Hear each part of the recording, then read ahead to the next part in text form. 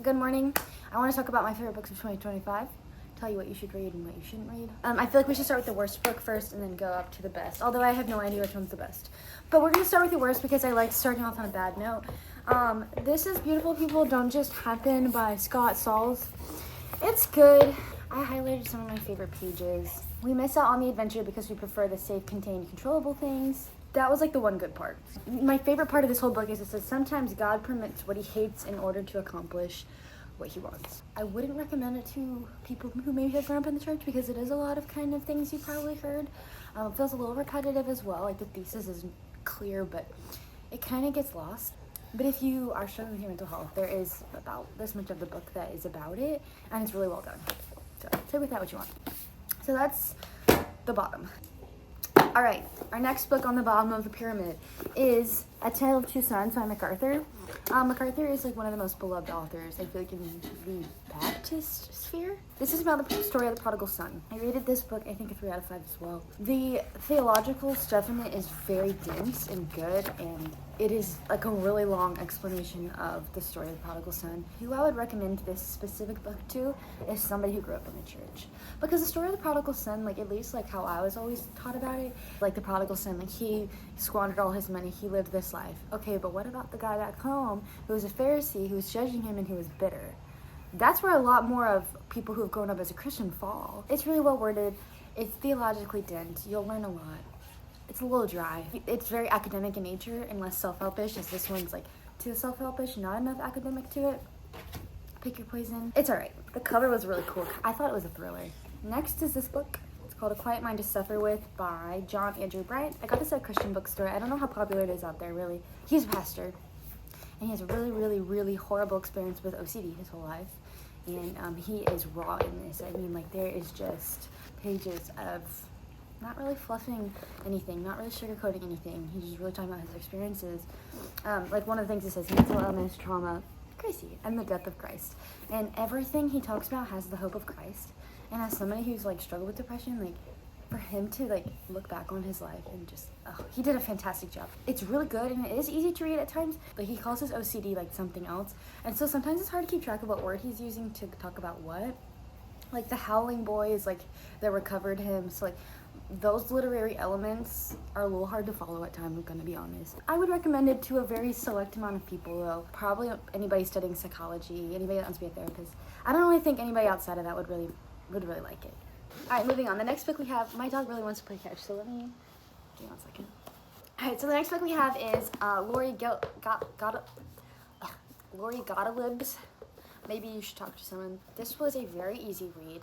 It's about a therapist and her therapist, and she talks about people in her practice, and a lot of times the advice that she's giving is either stuff that she needs to hear, or it's just like really cool advice for your own life, and it's cool to watch her mature and form into like the woman she wants to be. There's just so many characters you learn to love, especially there's like a cancer patient who's dying. There's a lot of new outlooks on life that you might not be familiar with, but again, it is like for a very niche crowd in the sense that you probably will not like this unless you like mental health things. I read a lot of the same kind of stuff.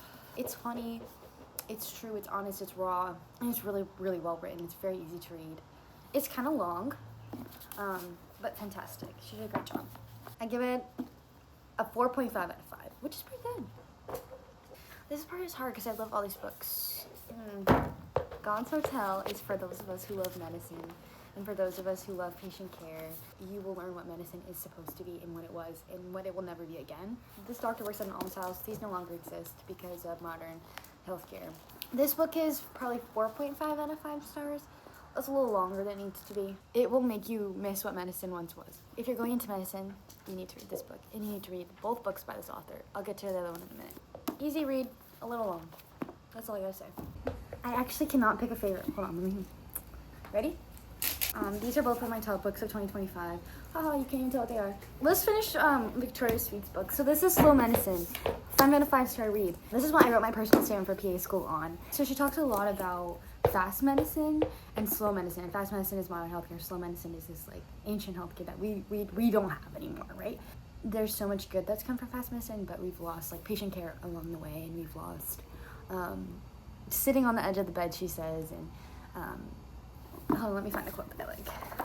She says medicine has become medicine without a soul. I'm getting bit up so bad. This is one of my favorite things. She said, the more self-assured and certain healthcare sounded, the more uncomfortable I felt working in it. I'll leave you with that. And last but not least, we have Nobody's Girl by Virginia Roberts Joffrey. If you don't know about her, which you should, this book hurt my heart in a million ways. I had to take a lot of breaks reading it. This is definitely something you want to read when you are in a good place. Or maybe don't, because this is what happened to her, and it's hard, and it's sad, and it's really hard to sit with. Anyways, Miss Virginia traveled a lot with Epstein. She was heavily abused. I would say she's probably one of his more favorite girls because he actually wanted her to have a baby for him and Maxwell. It's really disturbing. She's detailed, she's explicit, but I don't think it's too much. I think it's just enough.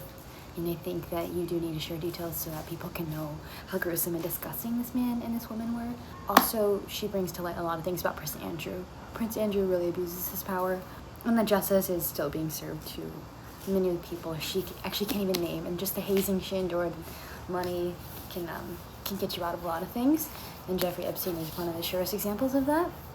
Well, I guess he died anyways, but or did he? I'm a memoir person. If you can handle the contents of this book, I think it should be required reading for all. Oh, I totally forgot. I read on my Kindle too. Okay, so I read When Breath Becomes Air. I can't remember the name of the author. It's really popular. It's about a doctor, a neurosurgeon. Well, he's about to be a neurosurgeon. And then he gets lung cancer. And it's a really cool book for people who are interested in medicine and philosophy and like life and death.